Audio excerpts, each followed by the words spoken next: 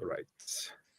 So, hello everybody. Welcome to the another episode with somebody that's very, very interesting. And I'm gonna introduce our guest today, Radek, in a bit. But anybody who's tuning in, whether you're tuning in across YouTube, X, or LinkedIn, would be good to find out, guys, where you're from. Whether you are from sunny Europe or sunny US or sunny somewhere else, and how many degrees do you have on your end? We're just speaking how hot it is in different parts of Europe, specifically, say Sicily, where I'm headed in about a couple of weeks. It's about 48 degrees in that part of the world. It's going to be quite interesting. So it would be good to find out, guys, where you're from. Just feel free to leave a quick comment below, and also just to say what you do. So we may, during this session, together with Radek, just go over specifically maybe that's catered to your title, your industry, whatever, right? So yeah, just a quick intro. So I'm Frank Saunders. I run a company called SalesForge. We just have multiple different products, all optimized towards driving essentially meetings pipeline for companies in B2B. And that's done across multiple products, whether it's infrastructure, sending, data, etc. And one of the things that was always asked, which is why I invited Radek for this particular session, is how do you sort of de-risk some of the things that happen in email? How do you improve deliverability? And Radek is very knowledgeable with many years of experience, so it was definitely a must-have to bring him on here and talk a bit more about that. So, Radek, over to you. Would be good to find out, what is it that you do, how long you've been around, and what we're going to talk about today. Hey, thanks, Frank, for having me. It's awesome to be here. So I'm Radek, and together with amazing team from Poland, we've been for the last 8 years or so building email verification solution, and we actually, it's not. Let's be honest, email verification is not super sexy, and we probably, if we would be choosing again our mascot, it might be alk eater. So we kind of eat the alk so that the other fishes in the pond can shine, like other MarTech solutions. When we've been starting, actually, Bouncer, we wanted to be engine only, like backend as a service, API only solution, so that the other marketing automation solutions, CRMs, or sales enablement solutions could get an access to the best engine for email verification, so that no one needs to know about us. End users actually should get that in a seamless way in their solutions, in their tech stack, without actually needing to meet us, even though we love meeting people. But that was the whole concept of email verification being super seamless. It was a bit naive early days, because I came from automotive, for IT positions in automotive space, from corporate, with no name, with no brand, with no recognition, with no connections in the industry. So it's been naive that we're going to be able to gain a trust of folks. So that's why at some point, when the runway was kind of close to an end, we decided that we need to slightly diversify our offering and value proposition and the whole business model. So that's why we opened up for the end users as well. But it's still in our DNA, which kind of influences the fact that we've got really good tech, we've got really caring team, and we try to have it as seamless as possible. So that's kind of like a backstory. And of course, while doing that, while doing email verification solution, I learned a bit about email deliverability as well, mostly from our partners, from our customers, from some experts on the industry, in the industry. So yeah, we also got to, let's say, use this experience and this, let's say, knowledge while dealing with our own deliverability disasters, because we had those as well. Obviously, because email is hard, even though it seems like it's easy, right? We're just sending things, but actually it is complex. Yeah, I totally agree with you. So I mean, so I typically say, when it comes to anything in email, always, if it comes just to generally outreach, so I always say, it's about getting, replies. If you are optimizing towards replies, It's about checking what's happening on the opt-out rates, unsubscribe rates, right? So how many people are unsubscribing? If you have a very high opt-out rates, maybe you have to do more segmentation, more of everything, right? So, and and then the last thing is the bounce rates, really. And I think this is exactly why we put this together. I think a lot of people just don't know much about managing that part of the equation and why that's really important. And in only, I would call it, people that have been in the space for a long time know a lot about this, but a lot of folks that are new to email, and because people are changing jobs all the time and bounce rate is a thing, and because it's impacting performance, it's very important kind of to dive a bit deeper into this.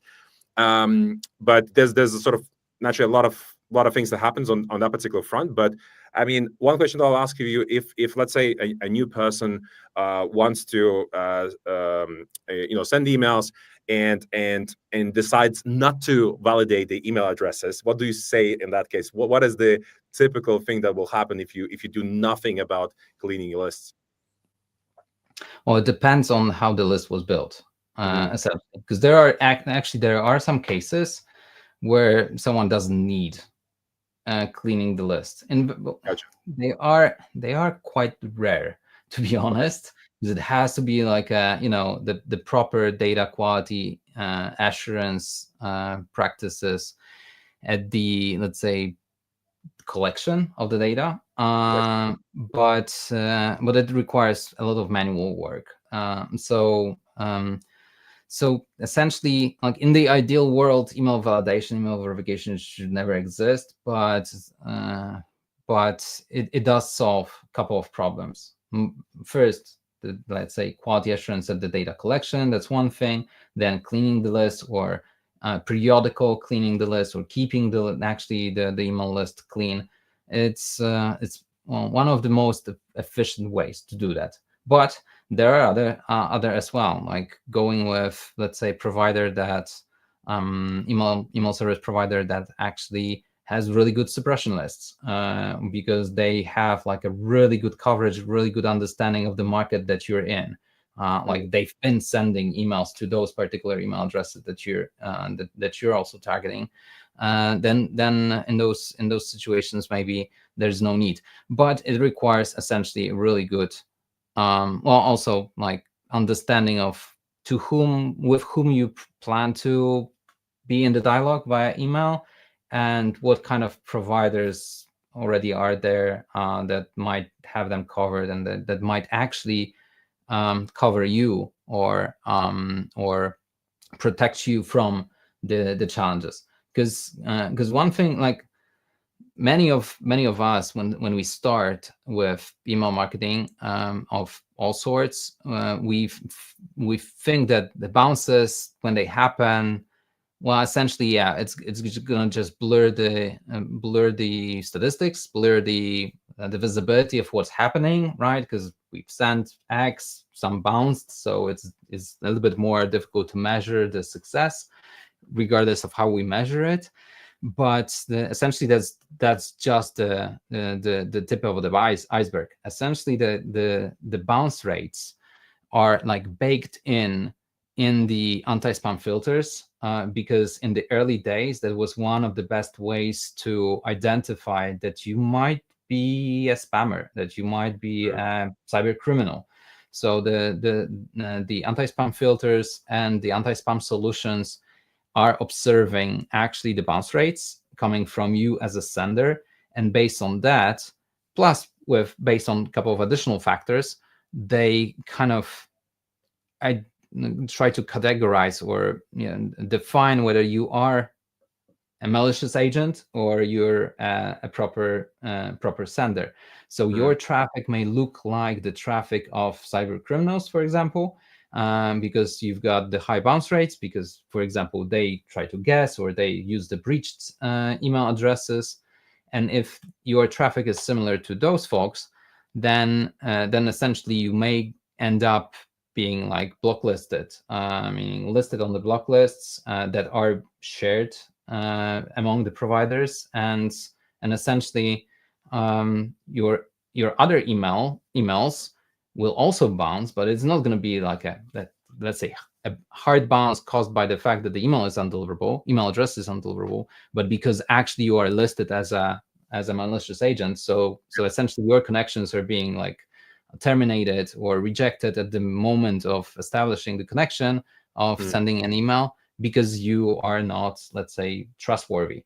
So that's and that's why essentially many email service providers, they kind of warn you when you're above like 5% of the bounce rate, and they sometimes like suspend your account when you're above 10%, because if you are above 10%, then essentially their infrastructure may also be blocked, plus your domain may be listed on block lists, which may lead to the fact that, like, I don't know, like 80% of your emails will be rejected at actually the send out. So you're going to be getting a lot of spam bounces, which are again bounces, and well, it will gradually, actually, the performance will gradually decline, because first you're going to be put in the spam folder, then you're going to be rejected completely. So and then you definitely don't want to be in the like disaster recovery, the deliverability recovery phase, because it's expensive, and it takes time to rebuild the reputation, rebuild the trust, because it's like all the other trust, right?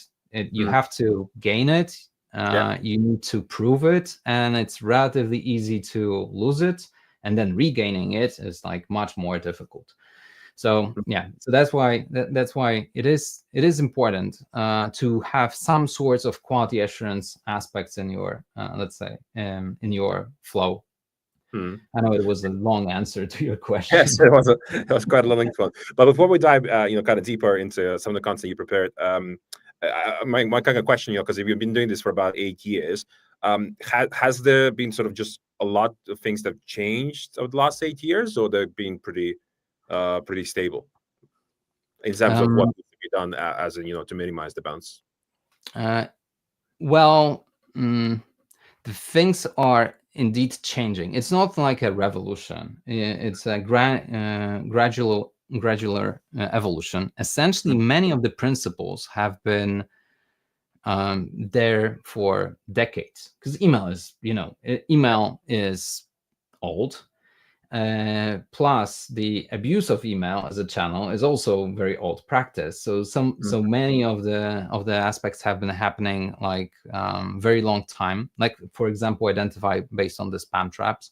I'm sorry, based on the bounces. The spam traps have been introduced a little bit later, but it's all like not actually like 80s, 90s, 2000s, early 2000s. So it's not like super super let's say evolving space, but things are changing, and the anti-spam filters are adopting to the games of the spammers that are happening, plus with the additional, let's say, technological revolution that is happening right now. It's still evolution, but a very high-paced evolution with the AI. Also, the analyzing the big data sets, for example, by Google, Microsoft, they get a ton of insights of who's clicking, who's looking, who's searching, who's scrolling, who's engaged with what you send and who's not. Plus, with the information based on the bounces, some hard data from spam traps, it all kind of blends to a complex space. And there's many factors. Sometimes I do the shows when I talk about deliverability in general and how complex it is on a broader scheme of things. But usually I come down to essentially one thing that actually is like super common, and it's been there for years, and I believe it's gonna be there for years. It's respect. Like when you respect and care and empathy, when you're respecting your recipients, when you're kind of caring for your resources, and when you're empathetical as well to the email world, but most importantly to your audience, then essentially the consequence of that is introducing some practices and tactics that will kind of sustain your deliverability. But it's philosophical. It's, let's say, well, in some way philosophical. But yeah, the respect is always has been there, and I believe it's gonna be always there. Gotcha. Makes sense. Awesome. So let's then go over some of the good stuff that you prepared for all of us to go through, and yeah, I'm quite excited. As I said, like every conversation that I have with users, just generally when it comes to any form of emailing, one of the things is, like I always say, just make sure your lists are clean, because if you don't, then yeah, like you said, like high bounce rates, and for me, a high bounce rate, at least when I talk to users, is anything like above 1%, like it's already kind of high. But yeah, so like below 1% is the green zone, I typically would say. 2 to 3% is like the yellow zone. It's like 4, 5, whatever percent. That's already like the red zone. But yeah, like you mentioned, like you want to keep it low, because yeah, if you don't, then you will be definitely penalized. So and you want to naturally do it from the get-go as soon as you can, rather than, oh, let me not do it because it's, I don't know, somebody will say, oh, it adds an extra cost. But then what happens is, yes, you are ruining your reputation. So yeah. Let me share a few sites. I'll try to, let's say, I'll start and try to go through them relatively quickly, so that we can have some Q&A. But feel free to ask any questions in meantime and interrupt me. I'll try not to go into like super quick monologue mode, but just stop me. Guys, if you guys been sending a lot of emails, or whatever the issues maybe that you did have with email validation, or if you want to ramp your your knowledge on the topic, feel free to leave your questions specifically in the comment section. Whether these questions have to do how to handle catch-alls to something else, feel free to ask those questions. And there's no question, there's no dumb question when it comes to anything in the world of email. But yeah, naturally, Radek specializes a lot more on the validation front, right? So, and making sure emails don't bounce. So anything on that front, guys, if you want to learn more, feel free to ask. So yeah, let's go, Radek, then. All right, let me share my screen. So yeah, it's actually, this is a topic of our conversation, right? The balancing act. So how to minimize the risks and maximize the potential of outreach. And well, essentially the outreach has been hard for years, like not even in email, like even traveling salesmen, or cold callers, or cold mailers, or marketers using sophisticated marketing funnels, always have had the challenge, and it's always been about kind of managing the value versus the risk ratio. And I'll try to kind of decompose that and what it might mean in the email, because we all know that email is a powerful channel. That's why essentially we're here, and it's powerful because, like, humans check their email every day. Professionals prefer email as a communication channel. Also, consumers prefer it as a main communication channel with the brands that they trust. And it delivers a lot of return of investment. However, let's say the concept that sending emails is cheap is already over, because there's a lot of, let's say, safeguards that we need to put in place, and that our tech stacks right now are a little bit more sophisticated, and by that more expensive than they used to be. But it's still very, very ROI positive. But you would say that's because of the anti-spam rules, the new ones, and anti-spam softwares popping up? Is that probably the main? Yeah, it's the main thing, and it's it sometimes is not because we are doing something wrong, but let's have in mind the fact that actually the anti-spam solutions are there also to protect us as a consumers of email, because we all use email, right? So, and it, like, that I've been seeing some estimates that actually what gets to our inbox is essentially like less than 5% of what was sent to the server. So, or even actually a smaller portion. Sometimes I've seen that like 98% of the emails that are being sent to our email addresses are being like rejected. So anti-spam filters have a lot of work to be done there to protect us as email consumers. And at the same time, it is like the battle between the anti-spam filters and cyber criminals of all sorts, and we sometimes get a ricochet because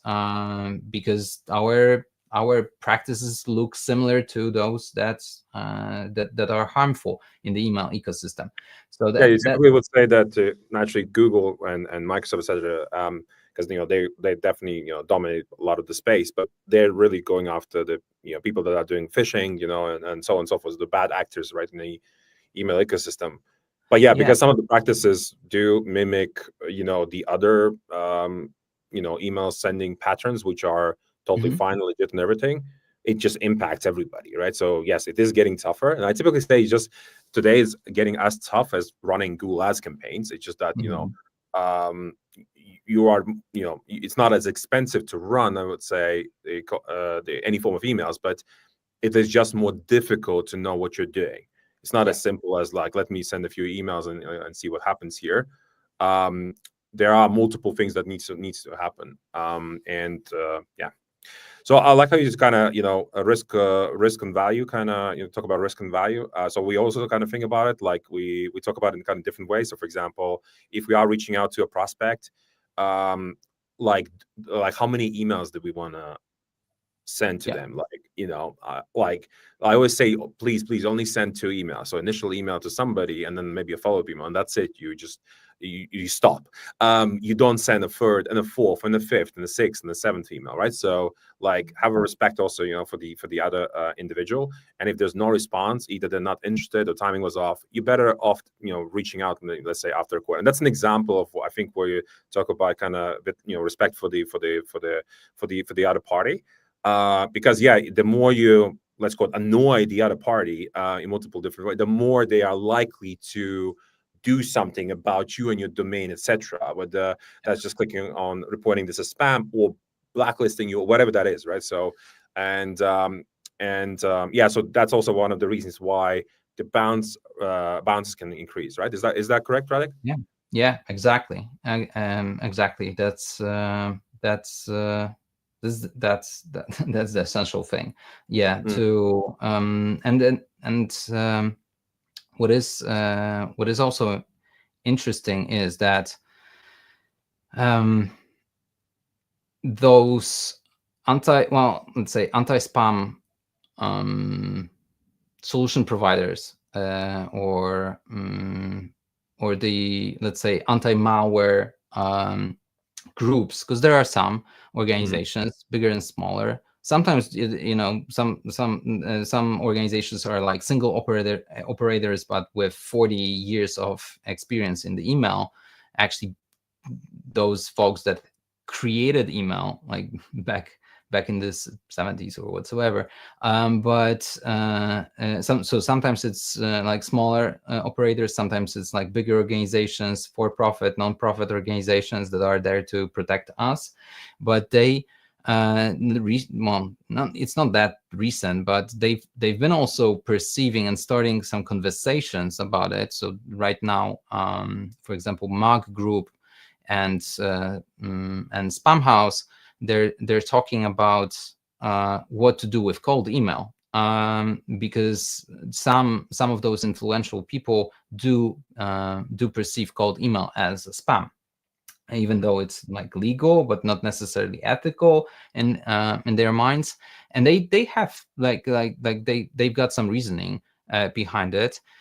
So it sometimes is we'll see what will happen, but I truly believe that the spray and pray strategies are over, and they should probably never exist.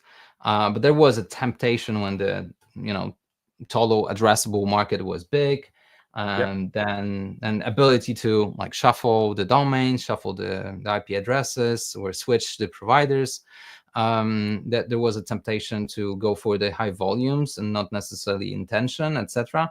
And we, well, some of the folks just broke the reputation of cold email outreach.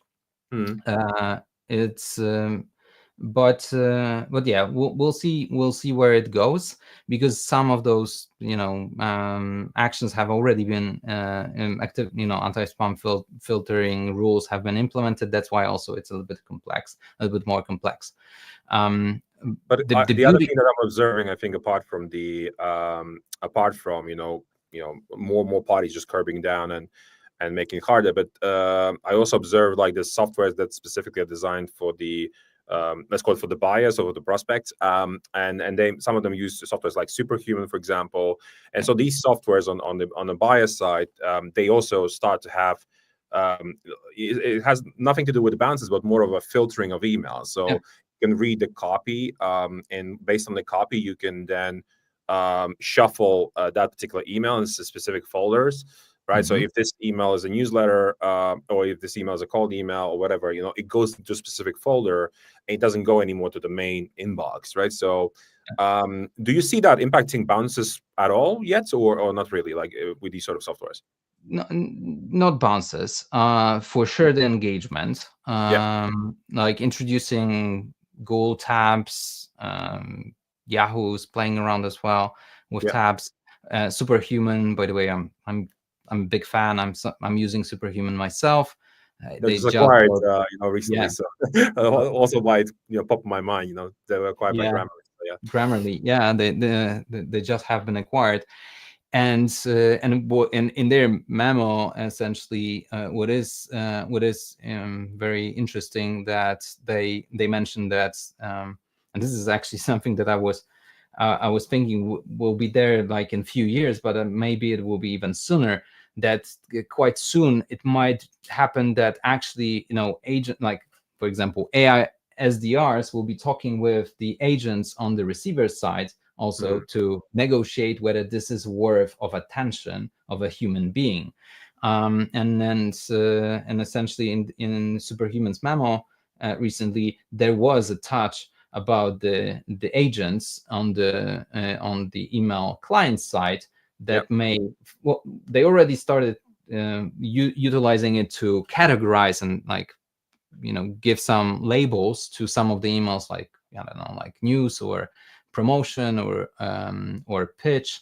So they've started using it, but I think that probably sooner than I would expect, we will be getting the solutions that will know what we are interested in. Maybe we're going to teach the agents about, I'm interested in growing my business and potentially establishing relationships with folks that can support me, but I'm not interested in link building. I'm not interested in software development aspects.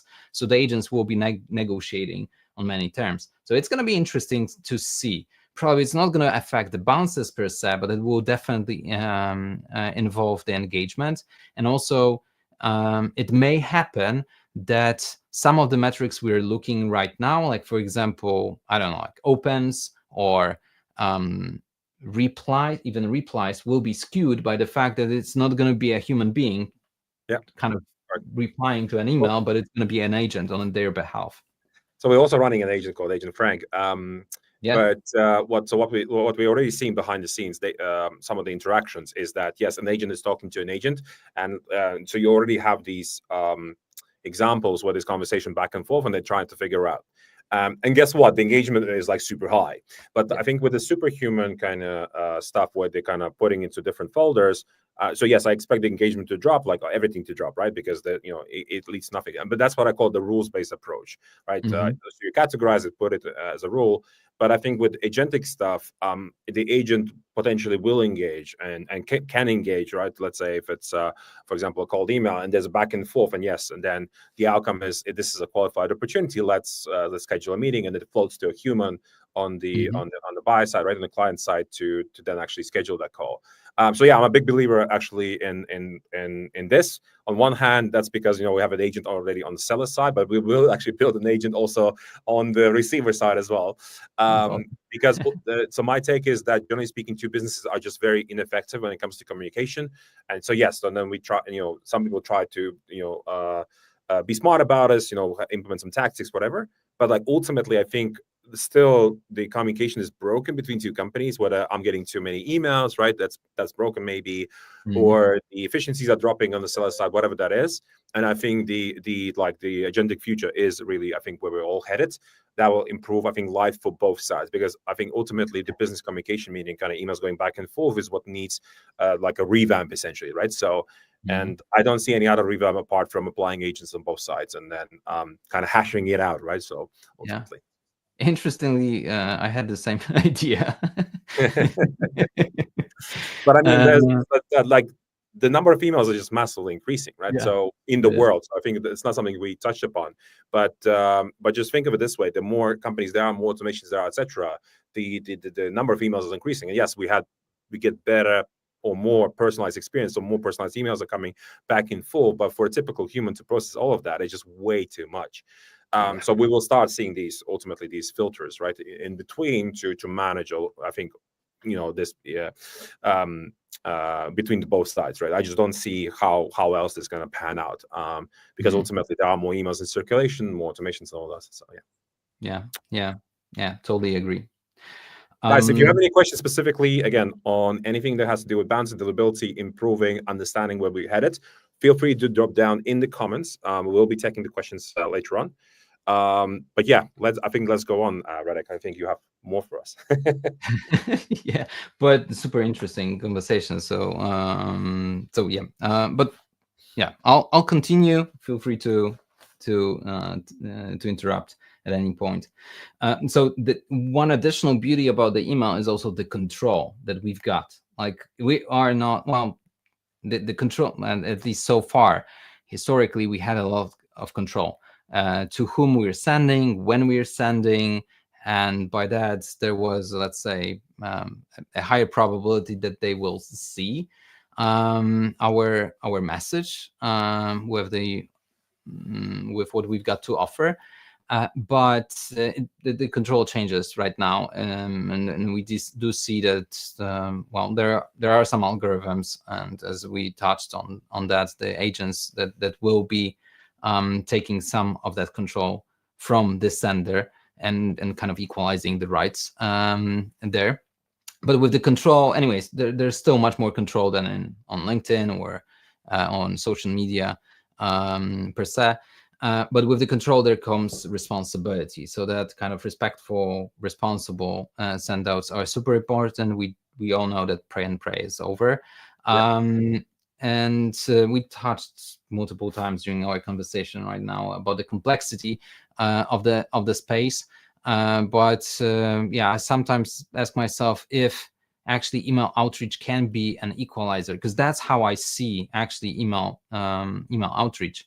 Like it is much more accessible than much more sophisticated, marketing funnels. And essentially, when the whole market is well, there's a lot of contrasts, right, with the big companies actually competing in the same space with the small emerging new players.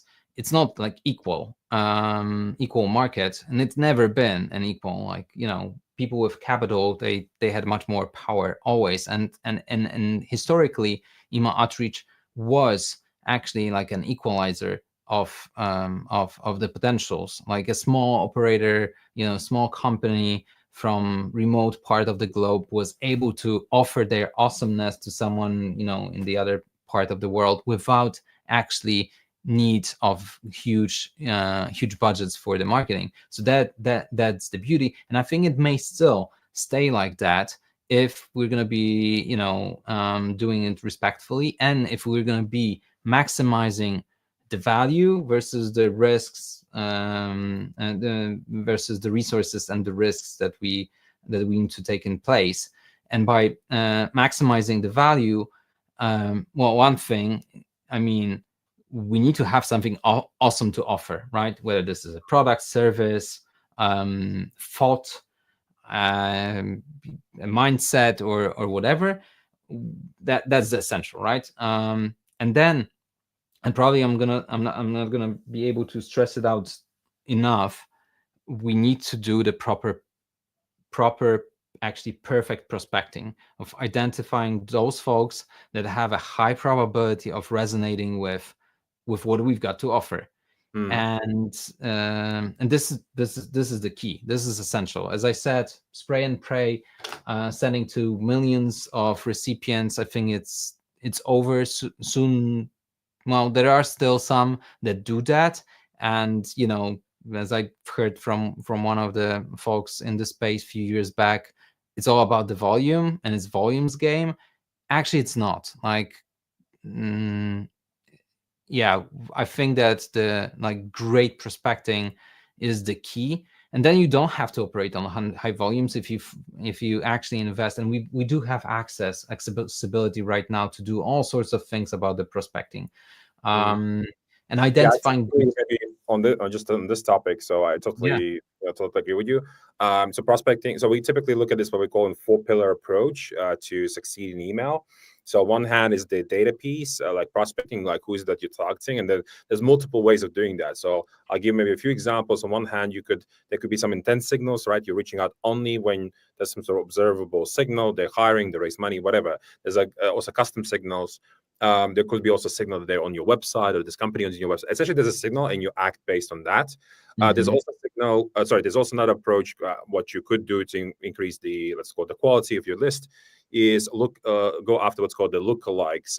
So company lookalikes. So here's my top 100 customers, right, that I have right now in my CRM. Let me find more similar companies to that, right? So build lookalikes and go after them, and then you can also do that same on the contact list, right? So on the lead list. So lists is like super important. Copies, like or great offer, like to me is the same thing. What is in the body of the email, and all the way up also to subject line. Then the software that you use to execute, right? So there's gazillions of softwares out there. Some are more designed for the newsletter stuff. Some are more for email outreach. So they're all specializing in different areas, and they're built differently. So, and then the last one is what is called having the right infrastructure to actually send it out from. So infrastructure, depending on what you do, etc., can mean different things. But yeah, having the right, DNS set in place, SPF, DKIM, DMARC, all that, DNS stuff, making sure you're not blacklisted, and gazillions of other things. So having a really good infrastructure to send from, actually, and making sure you don't burn through the infrastructure. So these are the 4 pillars. So again, just to recap: infrastructure, the right software to actually execute the sends, then the list, and then what goes into the copy, right? So whether you have a good one. And yes, just like you mentioned, sometimes I would change the list, and I see like a huge change in performance, actually. So that's very holistic approach, and it helps to actually maximize the probability that there's going to be a value exchange between you and someone. Sometimes I see there's no investment into particular pillar. Like, I don't know, nobody invests into list and making sure they're clean. Like, there's like no investment, like, because you can ask any person, what do you do about these four things, and they will just mention 2 things out of the 4, and then the other 2 they just fully ignore in the company. And then of course they're not successful, because if you ignore just one of the 4 things, then typically it all goes down the drain, from what I'm seeing always. So customers not being successful is also very frequent. So even though the ROI, yes, you can be very successful, so it's very high, right? So for every dollar that you invest, you get about $36 back. So, and I totally agree with that. Naturally, we see that across thousands of our customers. But at the same time, if you do things incorrectly, you just burn through your reputation of your infrastructure, and then it all goes down the drain, and like nothing happens. So the ROI is 0, whatever. So you also have a lot of people like that, because ultimately there's just a huge gap in terms of knowledge and how to run email journey. And because, but as I said, it's as complex as literally running Google Ads campaigns. It's just that it's not as expensive if you fuck it up. So Exactly. So yeah, and you kind of touched on that. So it's the other part of the equation is optimizing the risks.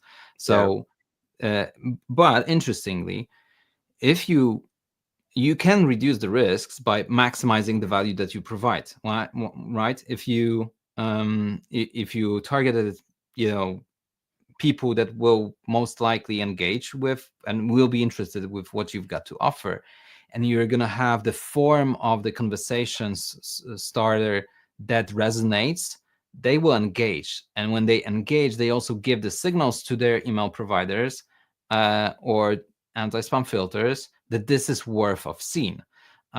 So if you are maximizing the value for another human being of you, and you are empathetic or you're respectful at the same time, then there's a high probability they will engage, and they will give positive signals to anti-spam filters or email address providers or email hosting providers, and that will be noticed. So sometimes, maybe it's not something that's is that obvious, but for example, sometimes like Google will not deliver all the, let's say you're running a marketing campaign to actually like hundreds of thousands. Let's say you're in the consumer space. We all are in business space, but for consumers it's a little bit more active on the email service providers, and you're sending like hundreds of thousands of emails about an awesome offer you've got.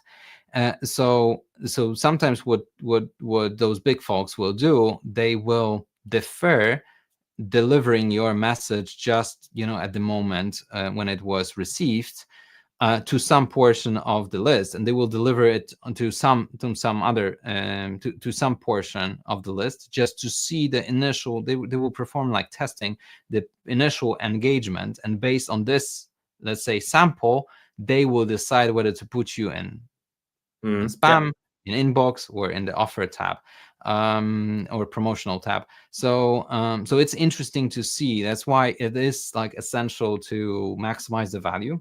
As you mentioned, setting up a proper tech stack. Well, yeah, you covered it.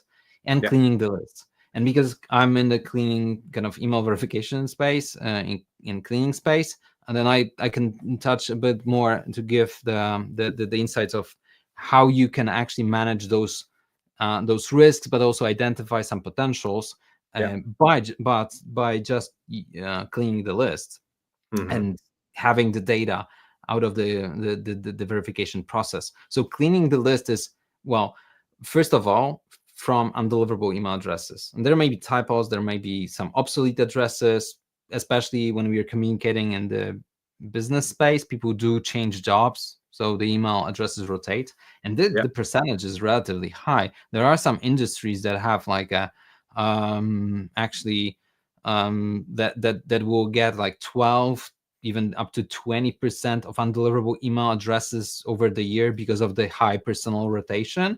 And as you mentioned,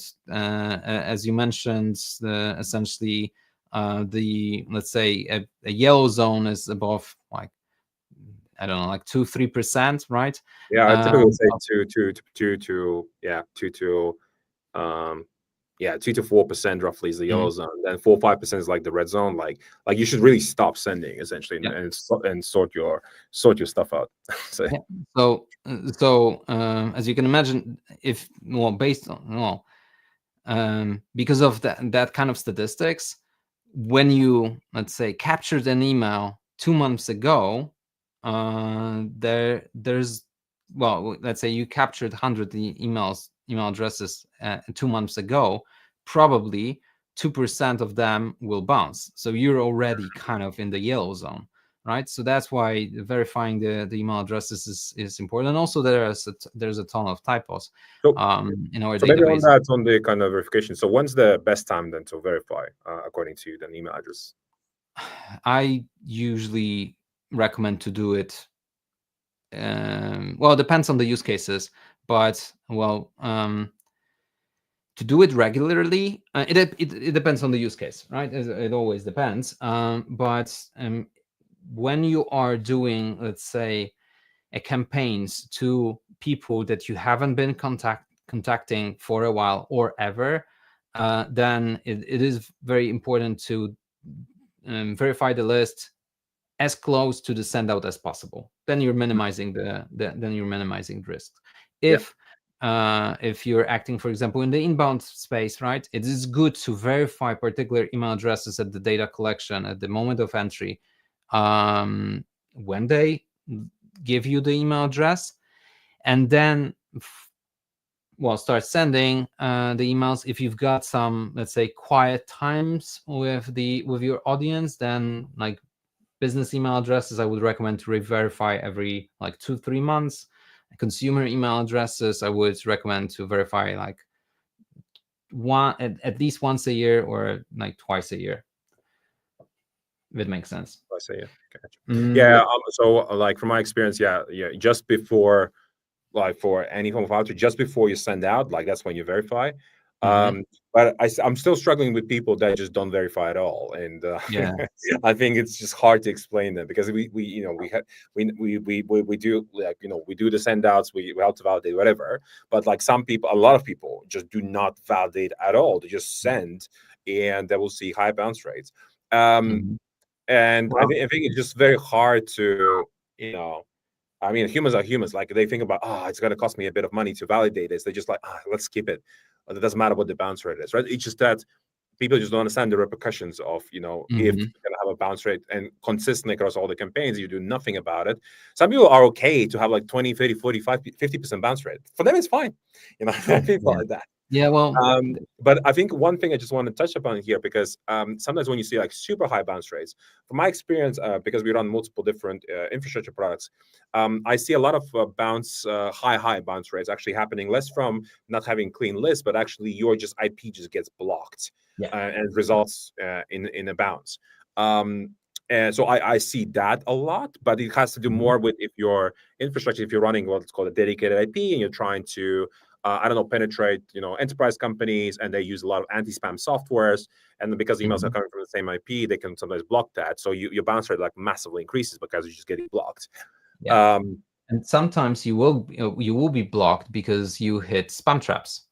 Yes. And this is a part of the email addresses that we kind of we classify as toxic email addresses. And there are like different levels of toxicity, of course, as with everything. But like the toxic ones are, for example, complainers. So people who who are known to report as spam when they don't like the message you are sending, or spam traps. And I've seen all sorts of different patterns of the spam trap network. Actually, owners, like sometimes they will create specific pages, like fake pages with email addresses on them, to identify those folks that do this scraping of the websites, right? Just to get as many email addresses as possible. And this is it may sound efficient way, but it is very risky way of building your, let's say, list of prospects. And among them, you will most likely get some pristine spam traps, honeypots there. There are also some, I've been hearing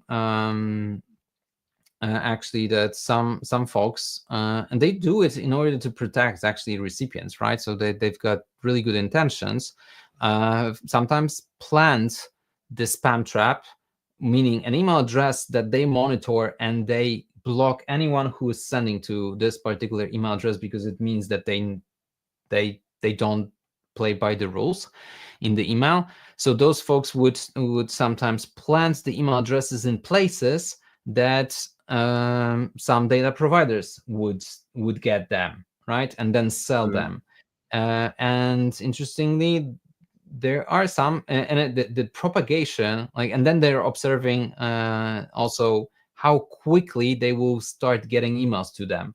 So it like in one case I've heard from the particular spam trap network operator, like a super interesting geek, and I love him and his approach, even though sometimes we disagree on many things. But what he mentioned was that actually it took like 3 months before it took 3 months to email address being propagated to like high volume, to receive high volume of emails.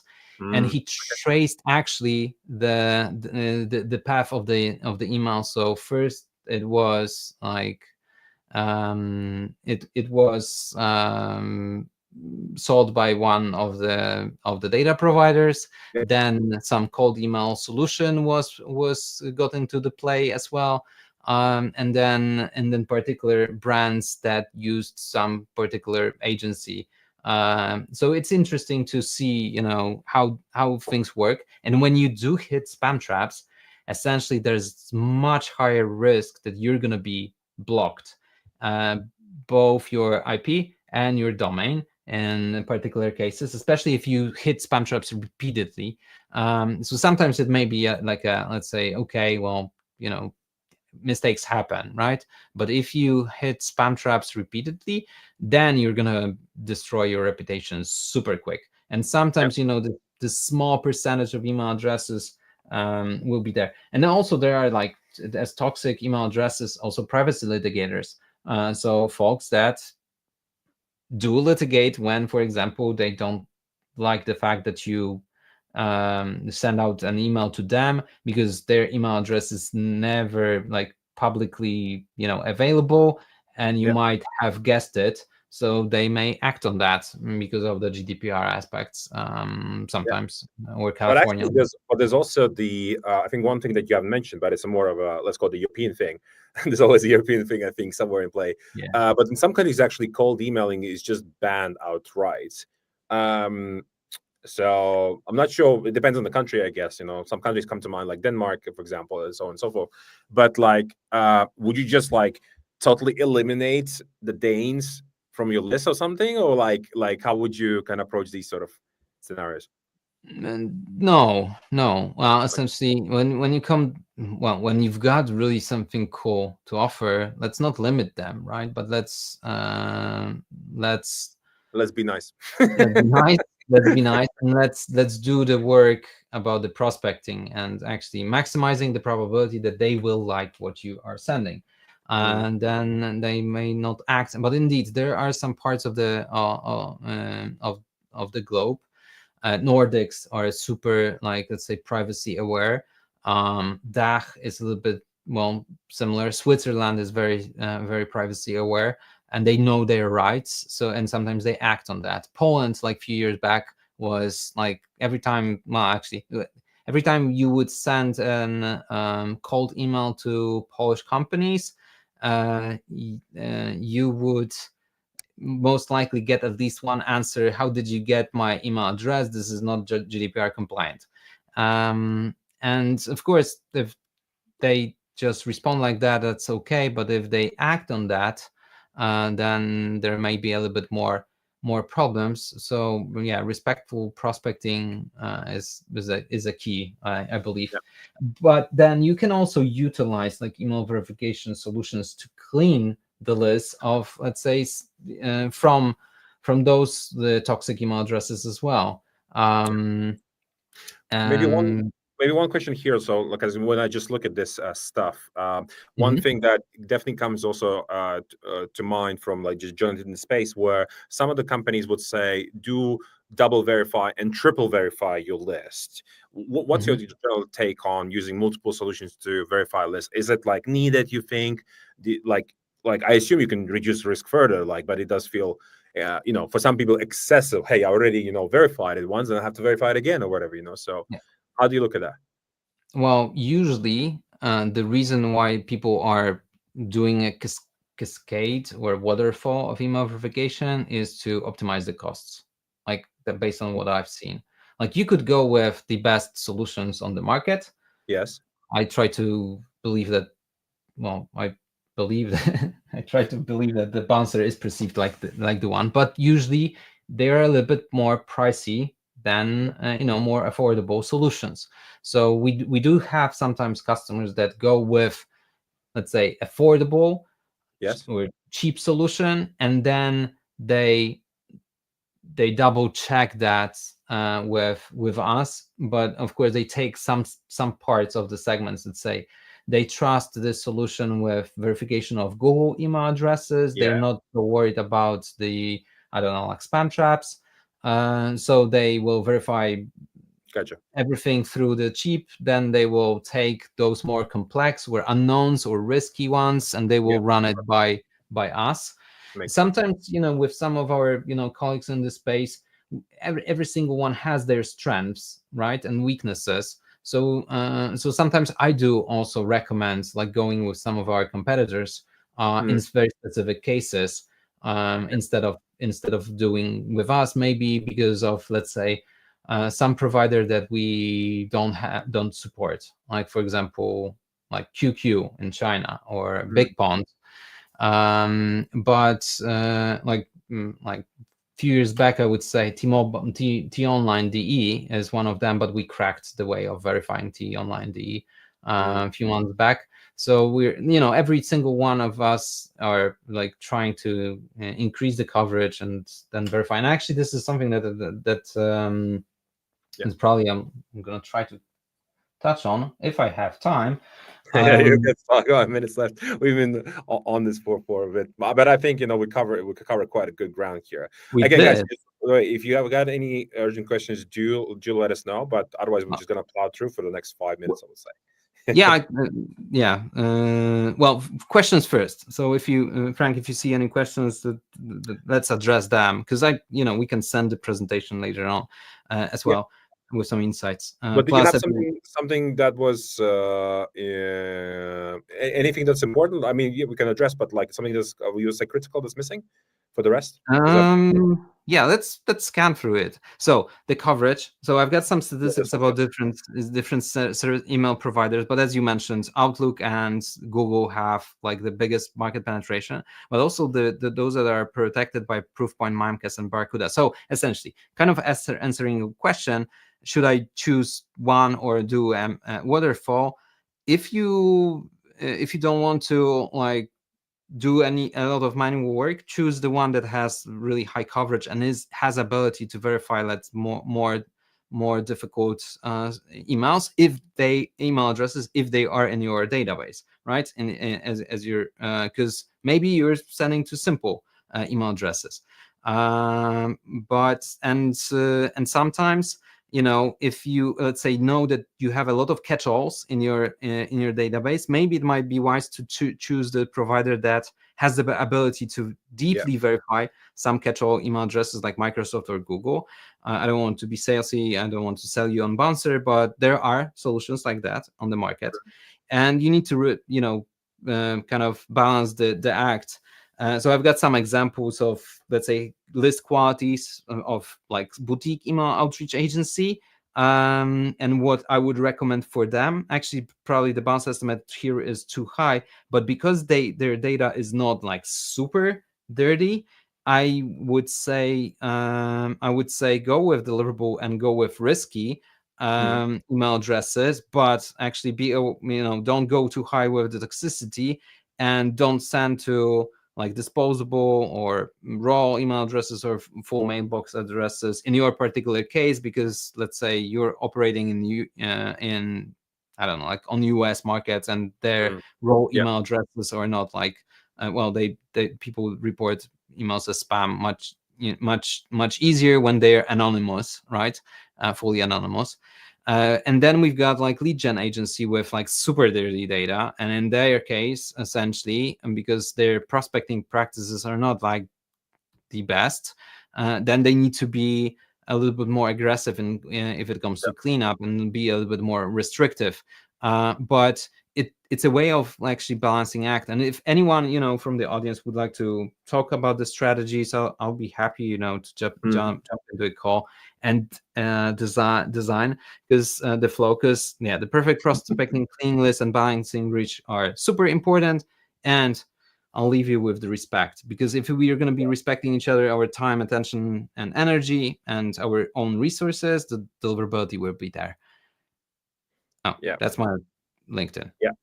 Awesome. This was really good, Radek. Very much in it. I mean, we covered more than bouncing stuff. We covered the AI agents and the superhuman and God knows whatever else we covered. But I mean, all of that is like super important.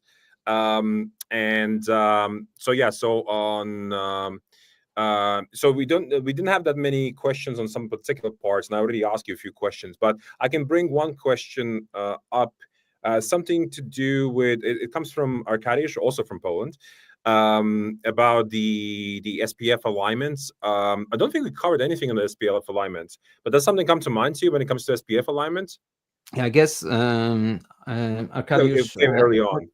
actually asked the question when we were talking about the changes in the landscape. Yes, so so Google and Yahoo, and actually Microsoft is following them as well. They have introduced 2 years ago, was it, so-called Yahoo Go or Boohoo or whatever. So essentially, it was the finally enforcement that big senders should have the authentication done right. So we're talking about the SPF, we're talking about the DKIM and DMARC with at least known rule. But it kind of started with the big senders. So I believe that it doesn't kind of affect us, even though many of the but essentially it always have been a good practice. And actually it's not a good practice because the Google says so, but actually we want to protect our own identity, our brand identity, from being impersonated by some malicious agents. So we want to set up SPF so that we tell to the world that they can expect emails from us from particular IP addresses or particular tools, and we say we set up DKIM to tell to the world that actually we kind of encrypt the headers so that no one can kind of play around with them. And finally, we say we set up DMARC in order to tell to the world that if the SPF is not aligned, DKIM is not aligned, that means someone impersonated us, and they should reject the message. So reject or quarantine, meaning put in the spam folder, or do nothing, but at least notify us that there have been that kind of practices. So this is actually an amazing platform for us to protect us and our identity, so that no one says that they're us and sending phishing, spoofing emails on using our domain or our sender reputation. But this is an indicator to the folks to the email providers that we care about that, so they can trust us, because there's no risk that someone impersonated us. So that's a good part. That's why we should be doing that. It has been a huge thing kind of in the email geek space last 2 years, but this is nothing super new. Like, those authentication have been there for decades. So maybe then the final question, I'm not gonna bring it up, but so you're saying that when it comes to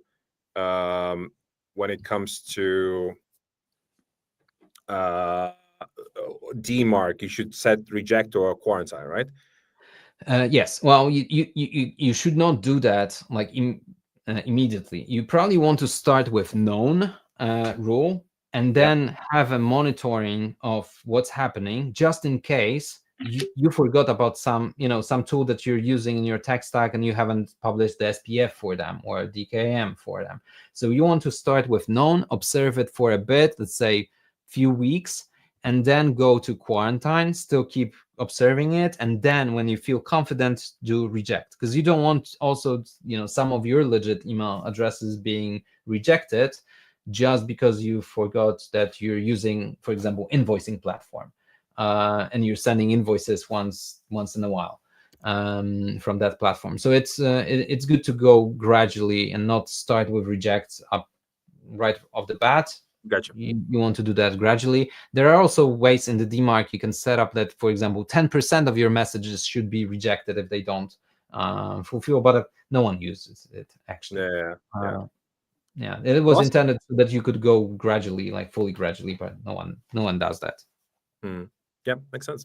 Awesome. So this was a really great kick-ass session. I've learned here and there and confirmed some of my thoughts as well at the same time, which is always great to do. How can people find you, Radek, and learn just more about what you do? What's the best way to connect with you? I guess email. My email address is radek@usebouncers.com. and LinkedIn. Yeah, those are the two main channels. I'm Nice. not an X guy. Not the next guy. Yes, I also try. I try to be more the next guy, but it just kind of never happened. I think I just started on LinkedIn over 10 years ago and just stick around. Yeah. But yeah, guys, if you got any questions for Radek, feel free to ping him. Any questions on our end, feel free to find me on LinkedIn. Frank Sanders, the guy with the bacon emoji, bring home the bacon. If you like what you're seeing, just subscribe to the channel and everything that we do. Otherwise, there will be a follow up after this, and see you next time. Cheerio. See ya. Cheers.